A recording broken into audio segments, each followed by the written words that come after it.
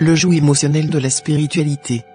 Si tu as déjà senti que quelque chose clochait, que tes émotions étaient constamment manipulées, ce n'est pas un hasard. Les églises, la spiritualité, tout ça, ça peut paraître beau, et donner l'impression de pouvoir te guider. Mais en réalité, ce n'est pas ça qu'on te donne. Ce qu'on te donne, c'est une chaîne.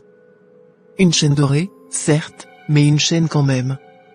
Ils savent où appuyer, tu vois? Sur tes peurs, sur tes doutes, sur ta culpabilité. Ils te font croire que sans eux, tu es perdu, que tu n'as pas assez de foi, que tu dois encore prouver que tu es digne. Et tu te laisses prendre, parce qu'ils touchent ton cœur. Ils te font pleurer, ils te font espérer, mais tout ça, c'est calculé. Parce qu'un esprit qui doute, c'est un esprit qu'ils peuvent garder sous contrôle. Et là, je te le dis, ouvre les yeux. La foi, la spiritualité, c'est une prison. Et tu n'as pas été créé pour être un prisonnier. Une conscience ne devrait jamais être dépendante d'un groupe, d'un pasteur, d'un discours, ou d'un rituel. Retourne au commencement des commencements. Il y avait quoi avant?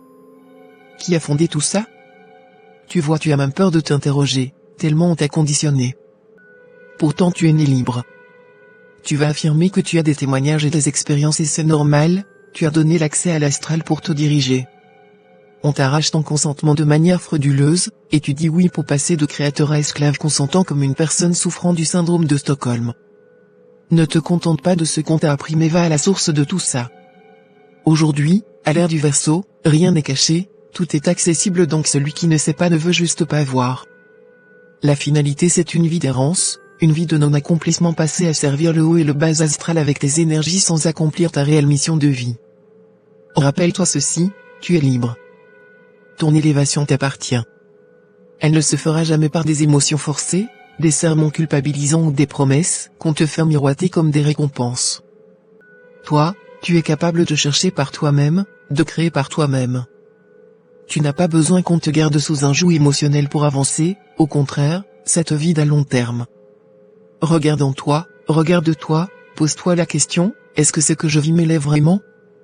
Quel est le bilan à part me garder dans le couloir de l'espérance? Qui a créé les religions, la spiritualité?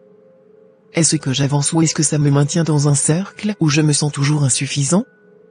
La réponse, elle est en toi, pas dans ce qu'ils veulent que tu ressentes. Utilise ton libre arbitre, et éveille ta conscience. Décide de ne pas te laisser dicter ta conduite par des émotions manipulées. La vraie spiritualité est subtile, elle te libère.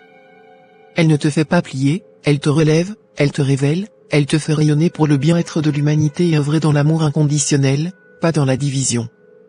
Et tu mérites ça. Alors, prends cette liberté. Sois acteur de ta vie. Gratitude.